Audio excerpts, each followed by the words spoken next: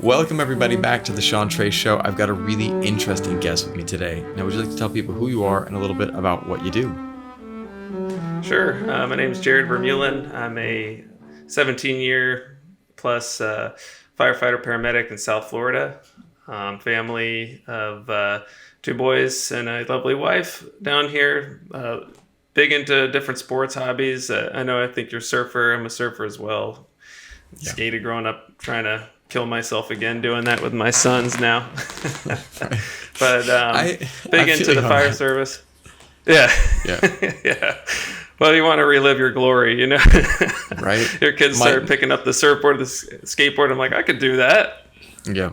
My nephew, I remember when we got him a skateboard, he was getting into skating a couple of years ago. Yeah, it's a couple of years ago now. I can't even imagine now. And he was like, yeah, I took him to the skate park. And I was like, yeah, I used to do this.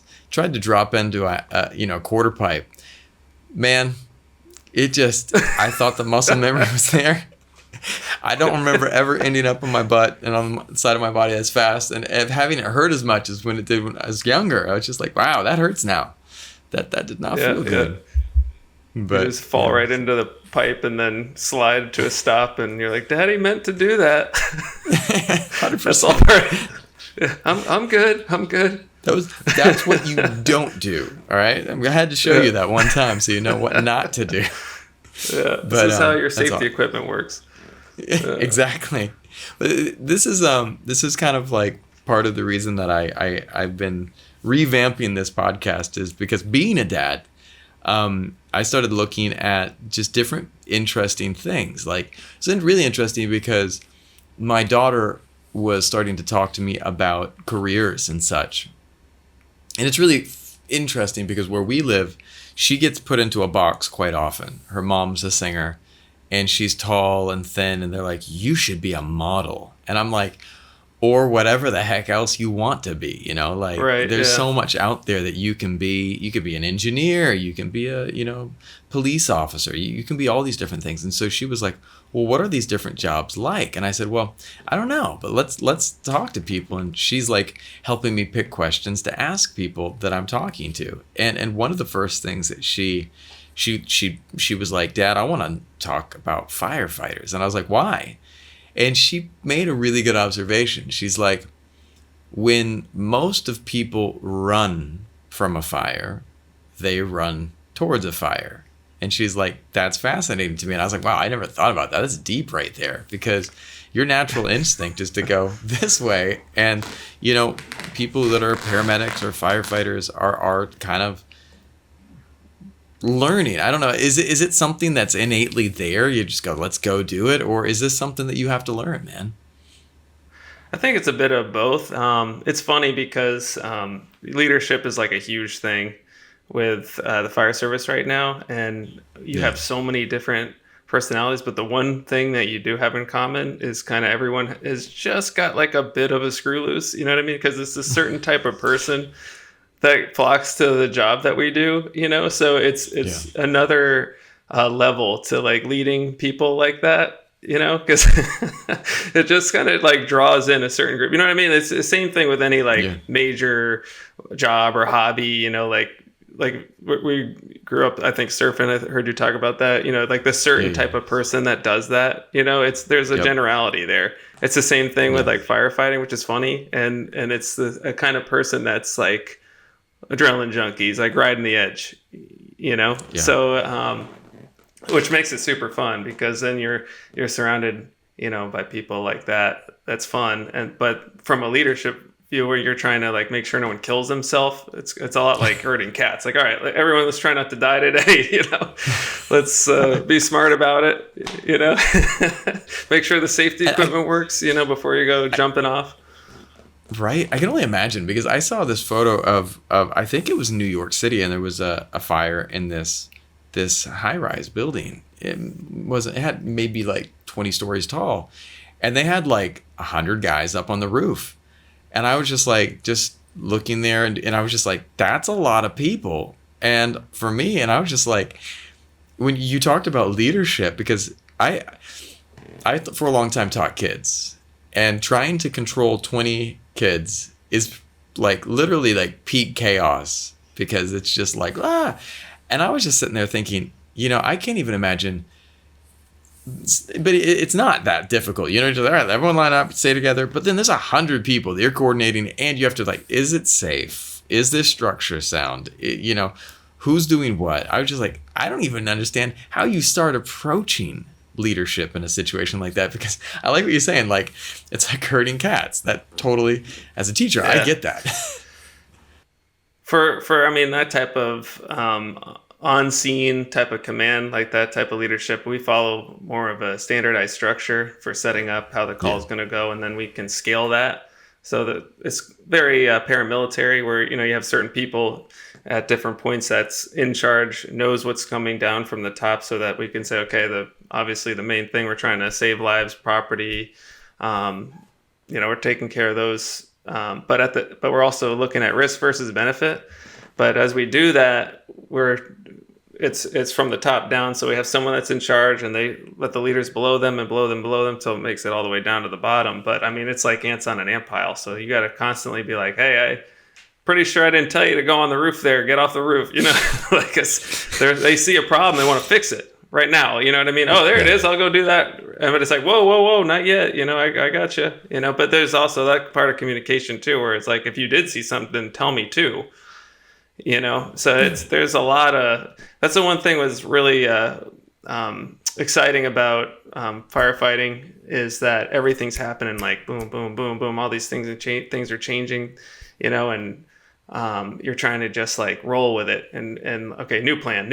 Okay, plan A didn't work, plan B. Okay, that's working great. Let's do this. And it gets like pretty exciting. It's definitely like for adrenaline junkies in a big way, because you get hit. I mean, you can go from sleeping in bed at 3 a.m. to like a major car accident or fire or something like that, and now you're in a minute or two on scene working something crazy, trying to save someone's life or put a fire out or whatever it is. So it's definitely fun that way. Now, why did you decide that you wanted to become a firefighter? What was the motivator that took you in that direction? I literally never even gave it a thought growing up. It wasn't until later in life, when I was just kind of floundering a bit, trying to figure out, I'm not really sure what I want to do. I was going to go to learn industrial design at an art college, and some friends of the family were like, listen, dude, you love being outside. You don't want to sit in front of a computer. And they were firefighters, so like, you should do this. And I was like, oh, okay. I mean, tell me about it. They're like, you do this, you do that. You have a good pay, good retirement and whatnot. So I was like, all right, I'll go for that. So I started all the schooling and loved it. And I guess the rest is history, just kind of really, stuck with it. And now like, I'm really into like the leadership portion, because I'm in a leadership role. And it's really nice, because in that way you're building a family.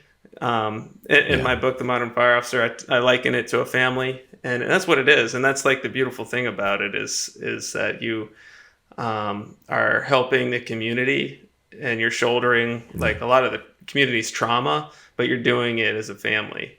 And what you're able to accomplish is really cool, and it's really gives you meaning, and you can find a lot of happiness and contentment there from it. Yeah. Well, one of the things too that like, there's definitely, some jobs you go to work, you finish work, you go home, and you're like, did I really accomplish anything? Like, there are people that have those jobs. They go in, they do their 8-hour day, they go home, they're like, did that mean anything? Was anything that was like really meaningful? But like for you, it seems that there's very tangible feelings of like, you do something, you are actively in the process of it. Oh yeah, you'll get the feedback right away, whether it went well or not. That's the thing. It's instant gratification, but it can be instant nightmare too. Like if you do it wrong, because a lot of it's like life or death. But for a lot of more like private enterprise, unfortunately, people don't get to see the end outcome. They don't get the feedback loop, right? So they might do the one thing of the product, and that's the only thing they do. I put this one screw in, and I never see that it becomes a motorcycle, at the end, and that's definitely a leadership issue where they need to take them to the end, right? And so that you did that right there. That's the screw you put in. That's the safety feature that saves someone's life, whatever it is. You know what I mean? Yeah. To give those people like more meaning in what they're doing. Oh, I love that. Well, let's shift into that then. Talk to me about leadership. What are some of the things that make a good leader, especially in your line of work? It's someone that's comfortable with themselves, really. One of the biggest things, if I could give anything to the world, it would be self-esteem. And I think so many issues really come from a lack of self-esteem, because then you're unsure, right? And then you usually lash out in a stupid way when you don't have the self-confidence.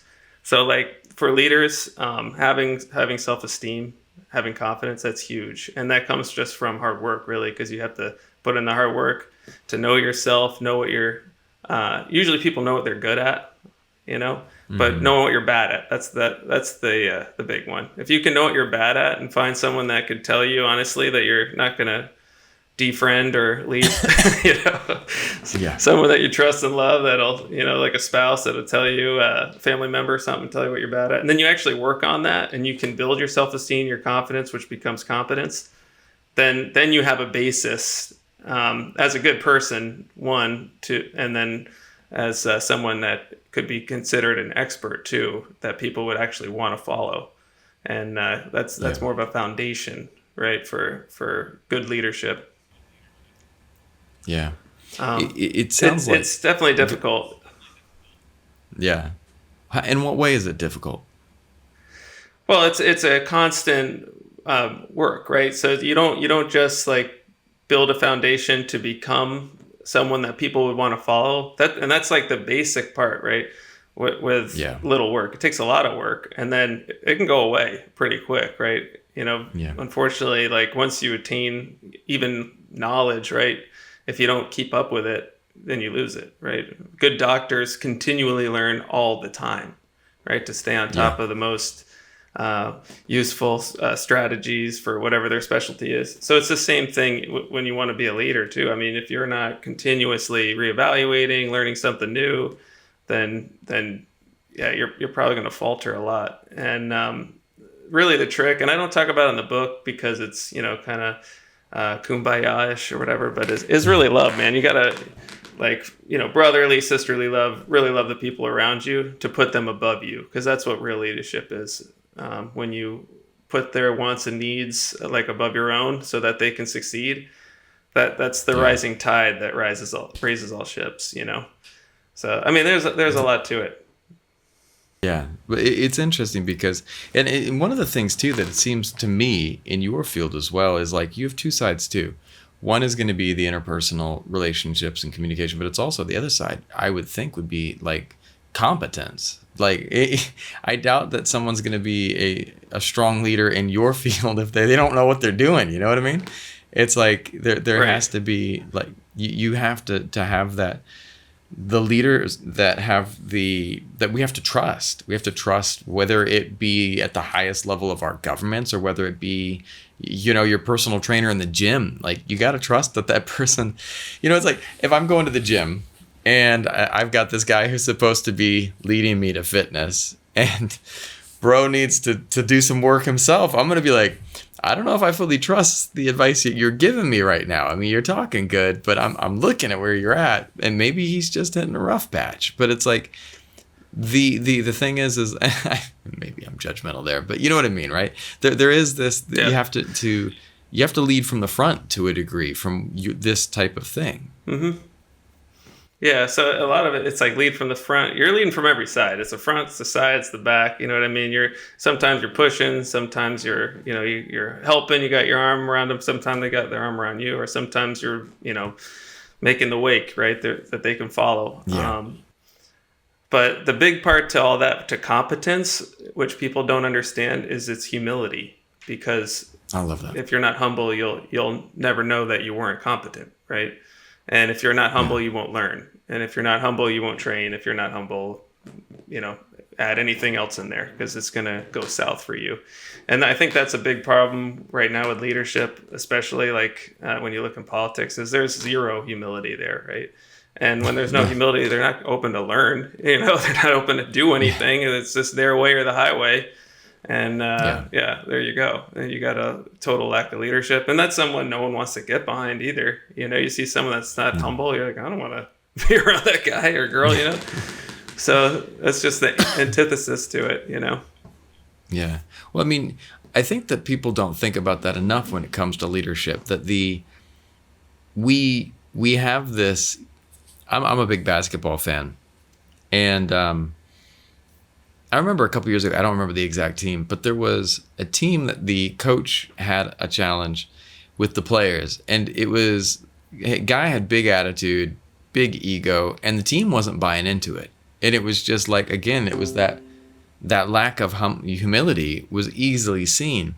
And when they got another coach in, the team got a new coach, and the guy was definitely just humble beyond belief, but with a work ethic that the players were like, yeah. People were like, oh, he's young, he's new. Are they going to buy into it? They bought into it because he showed up. He showed up every day. He put in the work, and he's like, and when he made mistakes, he owned them. He's like, you know what? This is something I got to do better. And it was profound to watch that shift, because you have a person who was evolving as a leader on the spot, and just really dynamic type of relationship. But again, there was zero ego. The ego was checked at the door, and it made all the difference. Yep. Yeah.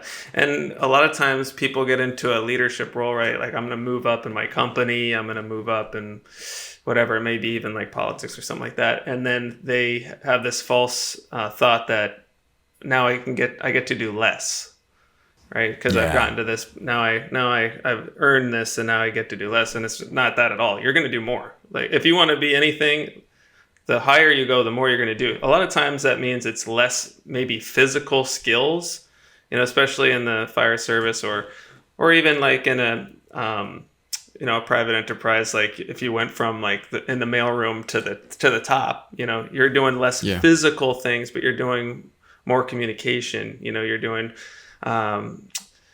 you might be doing more accounting or something, budget work or whatever. It might not be physical. You're using more of your brain, but you're doing way more than you ever did before. And that's what leaders need to understand, is that when you're moving up, expect to do more.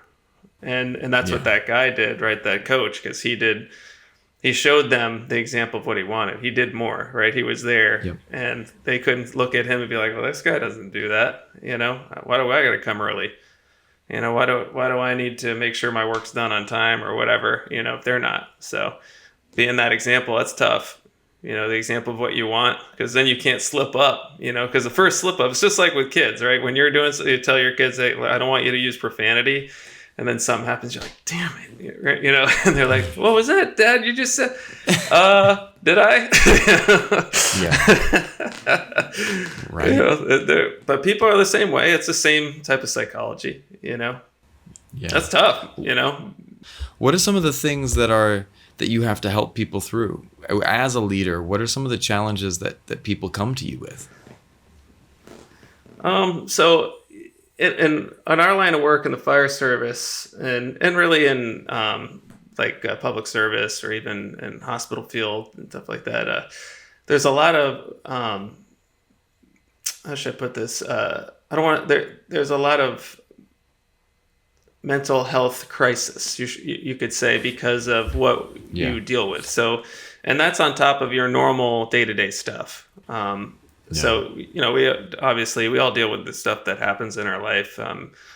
Unfortunately, sometimes things are great, sometimes they're not so great, depending on what's going on there. But on top of that, a lot of the public service faces, post-traumatic type, or they have traumatic events, and then they're dealing, with the memories of those things. So one of the things that, we deal with a lot is kind of navigating that. And that's really a leadership issue too, which people don't quite understand. And I think it's emerging now and that could even be in not just public but private sector too, where you're helping people to be a better them, right? And that's part of it. Yeah. To where and sometimes you have to help navigate those things, and you're navigating your own.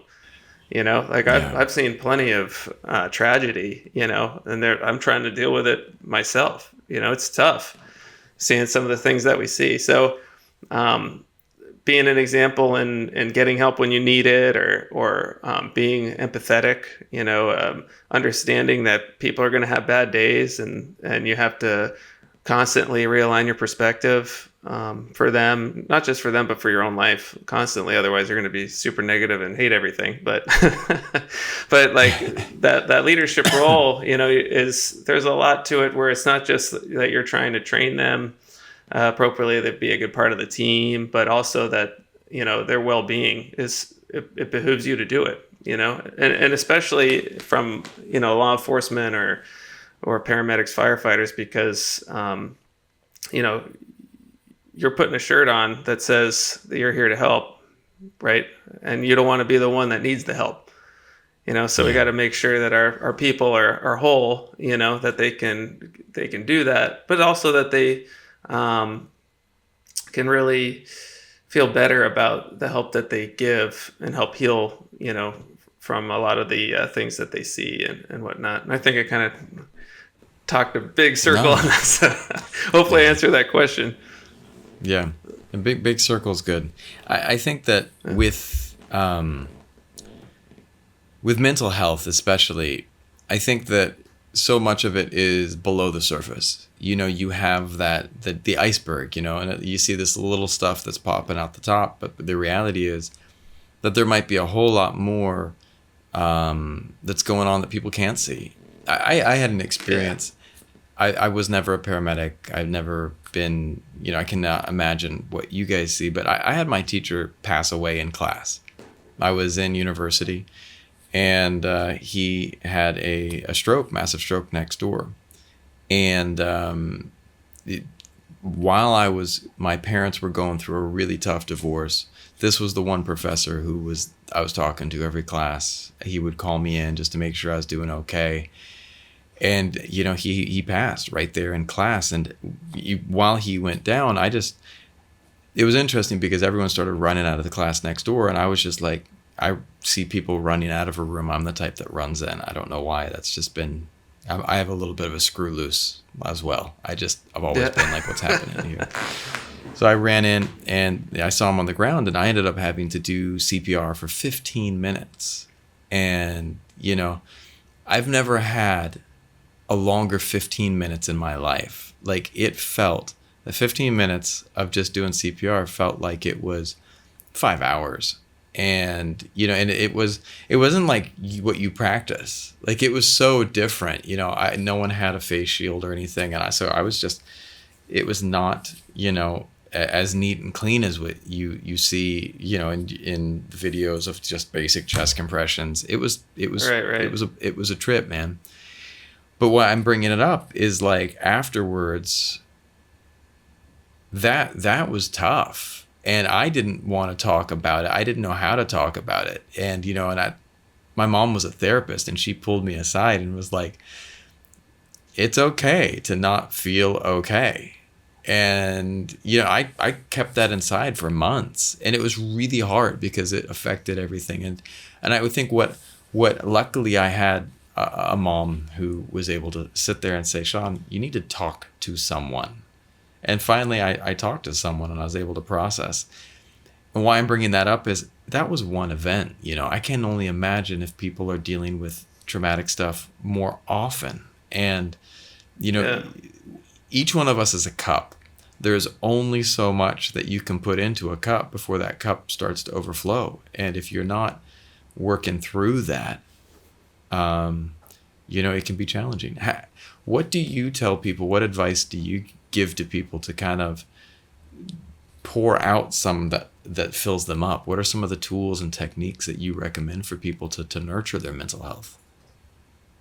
Yeah. So again, kind of, I don't know if I really made the point, but this is definitely not just for yourself, but like as a leader, if you are in a leadership role in something like this, that you can do to help the people that, are part of your crew or your work family, whatever it is. And it's important that leaders think that, right? That Yeah. you should take on that role too. It's not just everyone else, like that's your problem. You have your problems, you deal with Yeah. your problems, and you have your problems and you deal with your problems. But that it's more of a community approach. And that's what's missing, because like everyone's become like a silo. Yeah. And you got to stop that as like someone that is in a leadership role. Like we're not silos. We're gonna do this together. So how do I approach those situations? Well, number one, I realize I have my own issues, so I have to work on myself too, right? I can't help anyone if I'm in a crisis, so whatever that has to be. If I need to take time to do like self-care, like getting good Yeah. sleep, or going to see a sunset, whatever it is, playing guitar Yeah. for me, or whatever, to do those things, so I can be in a place that I can give help, right? That I can Yeah. help, maybe give some ideas, right, to a person to do that.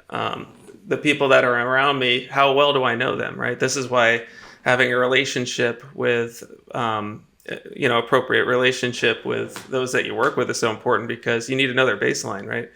If something Yeah. changes, you can tell, right? If you don't give a crap about whoever Yeah. you're working with and they're in a crisis, you probably won't even know, because they're going to come to work. Yeah. They'll be able to hide it, for a little while, Yep. while they're at work.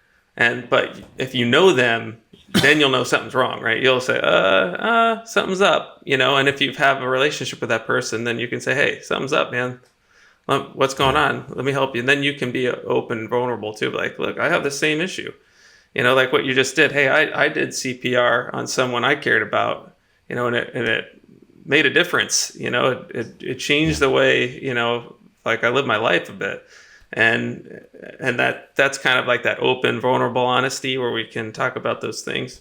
Now, in my line of work too, there's other ways that I try to help my crew or people understand how to take some of that out of their cup, right? The rocks in the pocket, or the liquid in the cup, however you want to put it, is that Yeah. you got to focus on the wins, I love that. and pat yourself on the back appropriately. You're not trying to get like a big head, be a braggart or anything, but it's like, when perfect example, like we'll do something just like that, where we'll do CPR on someone and they're not coming back, right? But the very next call will have a very good outcome, but the human condition is just to kind of focus like on the negative thing. That's it. But as a Yeah. leader, I say, hey, I focus on that positive thing. Like, look what you guys did, man.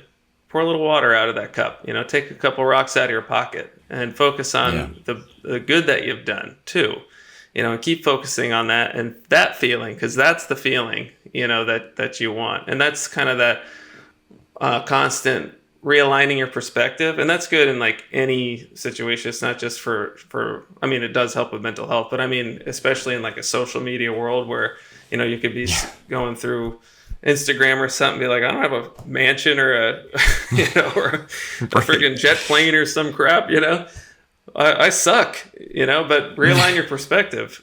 What do I have? I have this, I have a family that loves me, or I have that, or whatever. It's like, I mean, even now, if you're living in, the Western world, you've probably, no matter your, money status, you're probably living the best life ever compared to most kings of the past, or you have access to a hot shower every night, food on the dinner table, all that kind of stuff.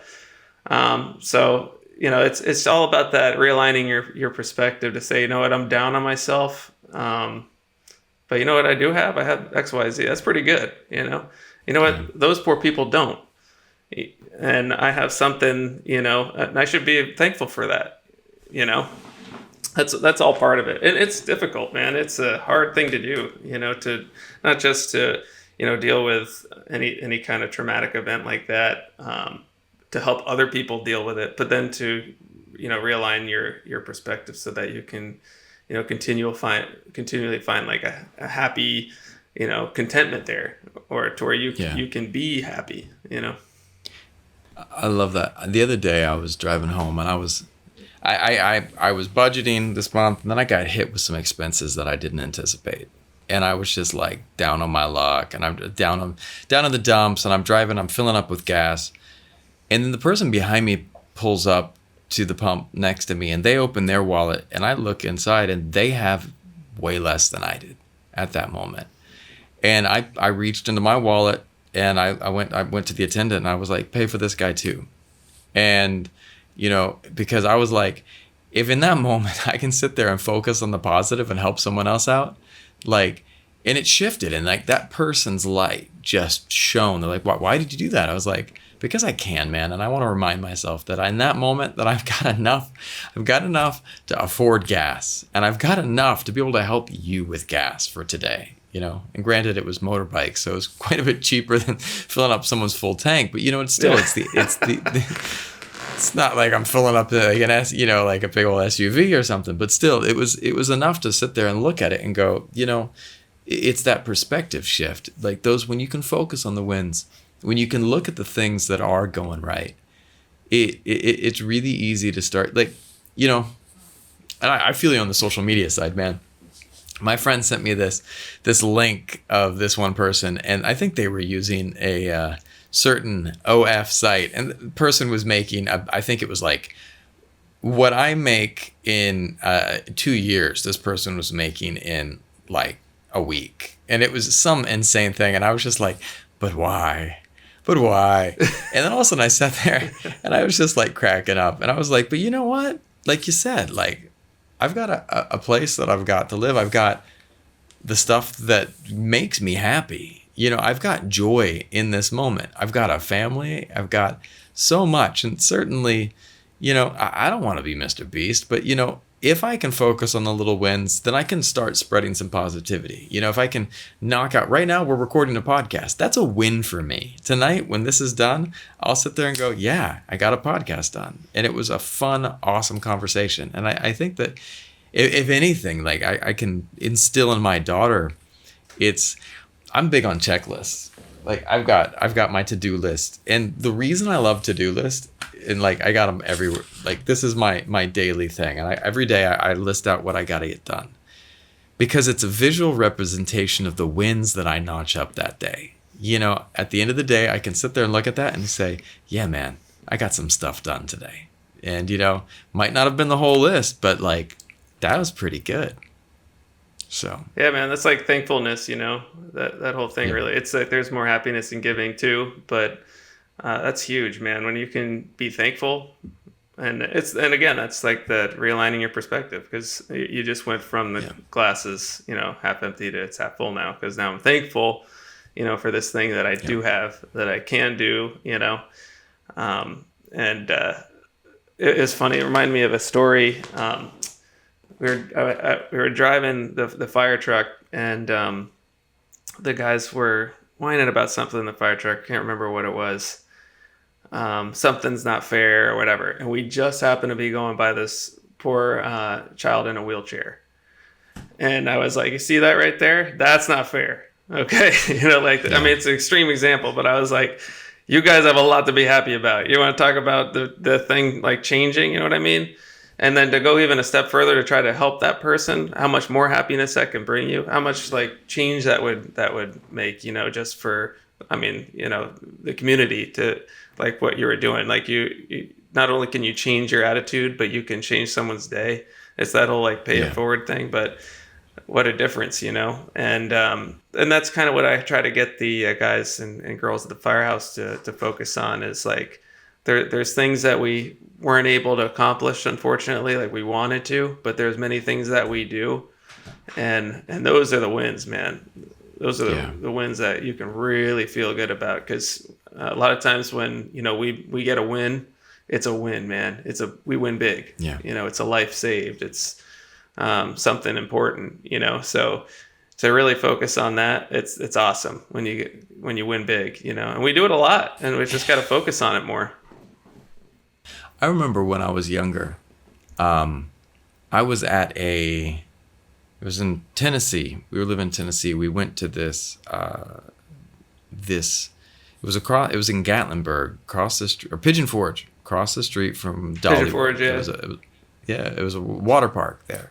And it was at this water park across the street from Dollywood.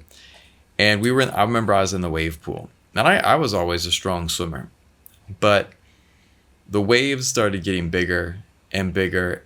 And there was just a certain point where suddenly I couldn't stay above water. And I looked up and I was swimming and I just look up and I could see and I'm struggling, trying to get out. And suddenly I just remember it clear as day. I was a young kid, just that hand that grabbed my hand. And I just remember being yanked up out of the water. And I looked up and that lifeguard just smiled at me. I mean, she was the prettiest thing too. I remember that clear as day. I was just so then you acted like you were passed out. You are an angel and I am safe. But it was crazy, right? There was a movie about that. Gosh, I can't remember what movie that was. Was it Sandlot? Was it Sandlot when he was Sandlot? Yeah.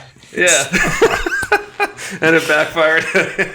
Right? Totally did. Yeah. But no, I was down there and like she pulled me out and like that person changed my life. Like if she hadn't have been there, hadn't have been looking at the right spot, and it was a win and a half. And she might not even remember that. I'm certain she probably doesn't even remember that event today, but I do because it was so profound. And I think that like what you point at too is like one of the powerful things of all types of community helpers is that you have this impact on people's lives. And so many people go through their days focusing on me. And that was one of the things that I was talking to my daughter about, finding a place. And my dad's always been big with this, of finding and living a life of service. Like, how can you help the people around you? How can you help make this world a better place? You know, and my daughter was like, we were talking because she has a YouTube channel that I built with her. I say she does. It's the one we do together. It's like educational kids content. In the middle of all the chaos of the pandemic, we were stuck at home, and I was trying to find things to show her that would educate her. And I was just like, found that I was sorely lacking in content. And so I was like, well, I've been an educator. I make videos and stuff. We're going to make our own stuff. And we built up a channel. We got like 10,500 followers, and we crank out content. And she's like, Dad, what are we doing here? And she's getting into it now that she's 8 and she loves it. We've been doing it since she was 4. I'm just making fun content. And she said, what are we doing? What is the purpose of this? And I said, to spread light, to make our world a little bit better of a place, because you have the ability to do that. I have the ability to do that. We can make this world a nicer, kinder, happier place. Even if it's one person, you know, you don't recognize the effect you can have. Yeah, for sure. That's you know, life and service to others. That's I think why people suddenly have like a major change when they become parents, because you don't really do that until you become a parent. You know what I mean? Like especially if you're younger, you're just kind of like, all right, I gotta work to do this. I gotta get this house because then I gotta, you know, provide this way, and I gotta get that car or whatever. And it's very like, let me get all this stuff done for me, you know, and that's fine. That's how it goes. But like, you don't really understand that, and you're usually not content, right? When you're doing that, you know, you're not like, oh man, I feel so content now that I got the car I wanted. You know, you're like, right. Oh man, there's a better car out there, you know. But when you become a parent, then holy moly, do you find all of a sudden there's a contentment there, you know, where because you're in service to somebody else, you know, as a good parent, and you know, you don't have to necessarily become a parent to do that. You can, you know, give service to, you know, in some ways to anyone else in the community for, you know, a myriad of different ways, you know. But that's really, I think, where that contentment comes from, you know. That's such a nice thing. It gives meaning. That's why, because it's not just about you, it's about somebody else. When you look at that, like, and you keep that into a balance, holy moly, you know, like, talk about finding some happiness in there, like contentment and meaning. Right. That's like right in there, you know. That's what we're looking for, to have a nice change. That's nice that you're you know, teaching your daughter to do that, you know, giving. It's the same thing, you know, with, like you said, with giving that money to the guy at the gas station. The last time I did that, It was a little different. It was a homeless guy came up to me and he's like, "Hey, you got $1?" And I was like, "Why?" He's like, "'Cause I want a beer." And I was like, "Good enough for me." So I gave him $2. A little different. I just thought it was hilarious how how honest he was. But yeah, I mean, looking out Life there is and tough, finding man. ways to like give back, and Make it life is brighter. tough, Yep. and yeah, make it brighter and not be so stuck up, So and uptight. be a little more humble Right. and look for fun. Where people are Yeah. looking for they're looking and they're seeing like something scary, you can look in there. You know what? Like that actually looks fun. You know, Yeah. change your perspective. You know, if you come this way, it turned into a bad situation. Now it's a pretty good situation. You know. Yeah. And I think at least with what we do for work in the fire service is we can definitely do a lot of that too, and we can take a bad situation, make it a good one, and focus on those wins. You know. Yeah. If you want to, we're giving someone advice about how to be a great leader.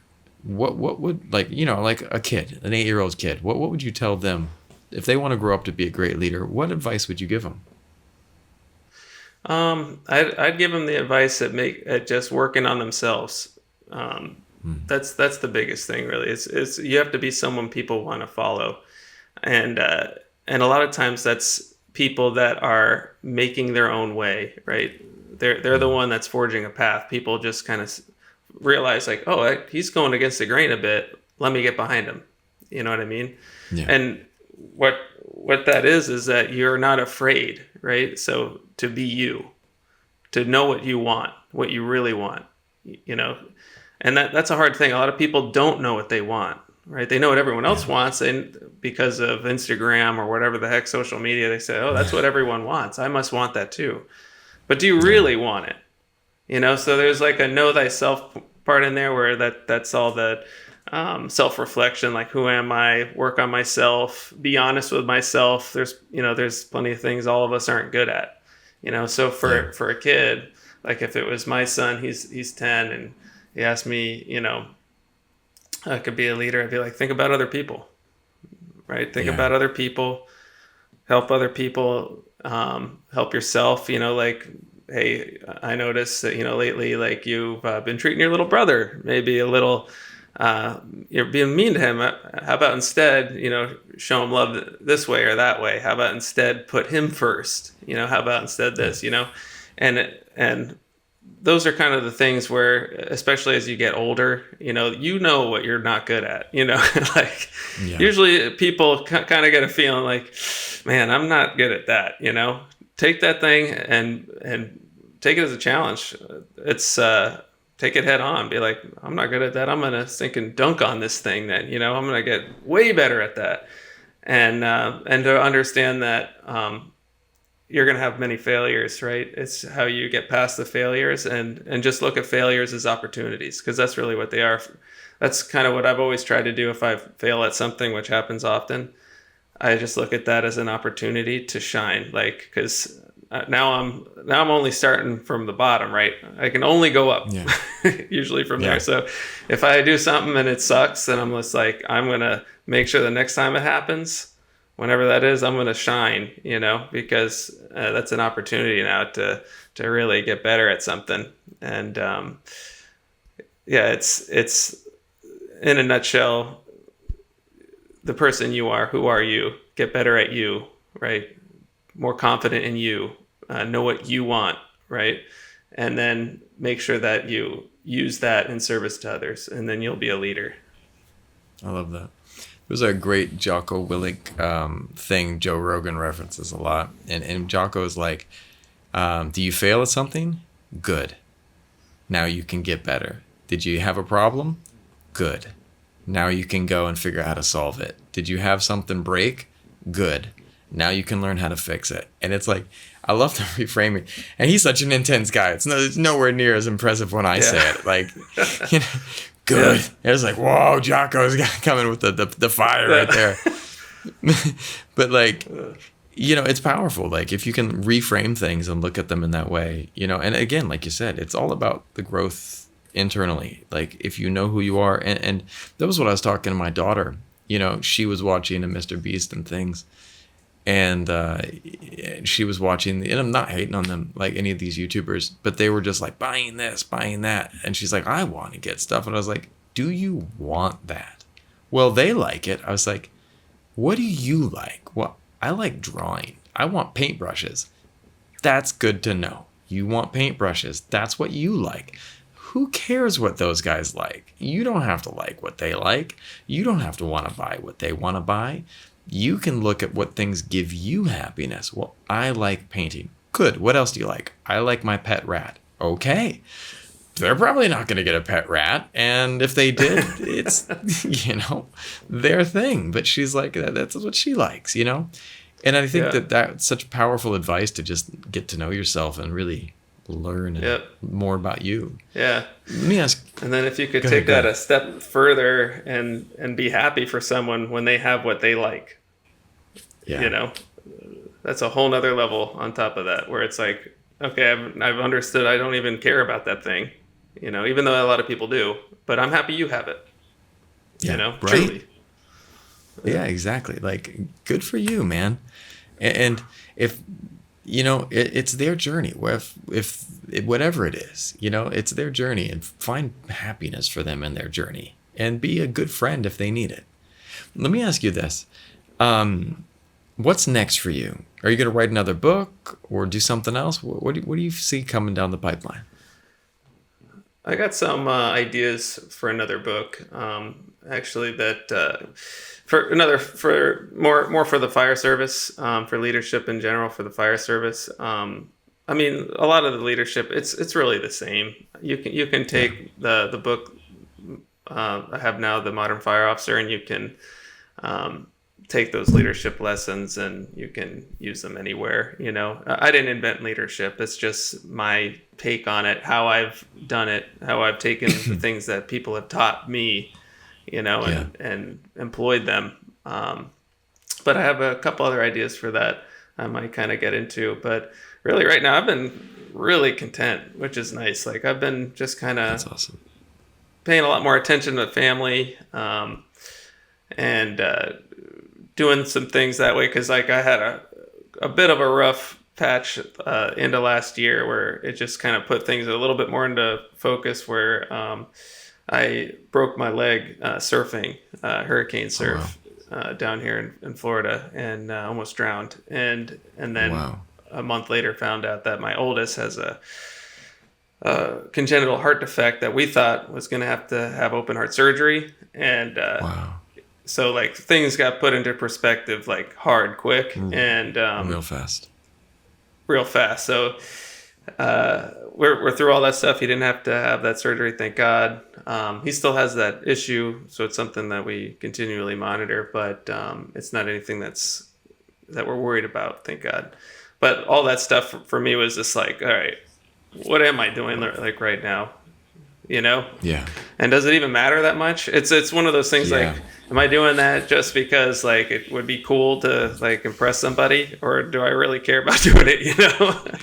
So I think lately I've just been like, especially this year, we're just kind of been catching our breath, me and my wife, and I've been really focusing on the kids a lot more, like doing stuff with them, taking them skating and just whatever they want to do, like go outside and just enjoy them, and I've been really content doing that. So I kind of say like right now, I will get a bug, believe me, in the future to start doing something. But right now I'm just kind of like really riding out that just like contentment thing, being with a family thing, because that's new for me, because I'm usually kind of like I cannot not move. You know what I mean? So I'm just trying to get this new thing where I like just be happy in the moment. I had someone who once, it was one of my mentors once, who looked at me and said, I had my big to-do list and I had like 80 things to do on there. And he pulled me aside and said, Sean, what if I told you you had 1 year? 1 year left. What if you only had 1 year? Which of those things actually is of value? And I sat there and I looked at it and I crossed off about 80% of the things that were on my checklist. I was like, this stuff right here is what's important. And he's like, what's in your zombie apocalypse bag? Hell yeah, man. Exactly. Yeah, I was listening to that. That's so smart. How you're teaching your daughter. right. Yeah, it puts things in perspective. Yeah. Right. I'm gonna write that book though. I'm writing the book of zombie finance with my daughter. Like I want to read money it. concept, dude. It's gonna be if I become the zombie finance guy, I'm cool with that. Yeah, I'm starting. I outlined the all the chapters, and then she and I are gonna do an interactive podcast where I discuss with her like the concepts, and then I'm gonna take the transcript and use the transcript as the basis for the text. And so yeah, That's gonna be she'll super be my co-author. cute. Yeah, Dude, it will be rad. They gotta we turn get to it sit into there like and a talk. kid's book too. Yep. Hell yeah, man. Well, that's because part of it, the first part will be a chapter where it tells the story. And the first one, she has to take out a former teacher that was played by me. Yeah. So funny. I yeah, gotta have some tongue-in-cheek laughter, man. So zombie apocalypse is always good for that. I'm a big zombie fan, and my favorite zombie movies are like, I love, what do you call it? Zombieland. Because I love a good comedy too. Yeah. Anything that you can get Bill Yeah. Murray playing a zombie who goes out and plays golf by dressing up as a zombie, doing his own makeup. Yeah. That was the win for me. And then they killed him. I'm sorry for anyone who hasn't seen the movie yet. Rip.